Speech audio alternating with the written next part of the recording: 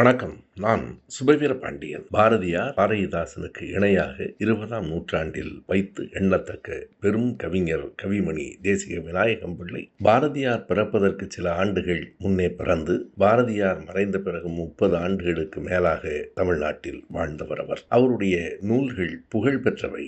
மலரும் மாலையும், உமர்கயாம் பாடல்கள், காந்தளூர் சாலை, ஆசிய ஜோதி என்று பல்வேறு விதமான நூல்களை அவர் எழுதியிருக்கிறார். அவருடைய மருமக்கள் வழி மான்மியம் இன்றைக்கும் பேசப்படுகிற நூல். இவ்வளவு இருந்தும் கூட பாரதியார் பாரதிதாசனுக்கு இணையாக கவிமணி அறியப்படாமலேயே இருக்கிறார் என்பதுதான் ஒரு கசப்பான உண்மை. அவருடைய எழுத்துகளில் வெறும் குழந்தைகளுக்கான செய்திகள் மட்டுமல்ல, பகுத்தறிவு சிந்தனைகள், சாதி எதிர்ப்பு சிந்தனைகளும் இடம்பெற்றிருக்கின்றன. வேதியியல் என மின்னுவோரால் மழை வந்துடுமா என்று கேட்கிறார். பாடுபடுபவர்களால் தான் இந்த உலகம் இருக்கிறது. பாடுபடுவோர்க்கே இந்த பாரிடம் சொந்தமையா. கட்டும் ஆடையாக பருத்தி காய்த்தழிப்பதுண்டோ, சட்டி பானையெல்லாம் மண்ணில் தாமே எழுவதுண்டோ. சொர்க்கத்தை அவர் ஏற்கவில்லை.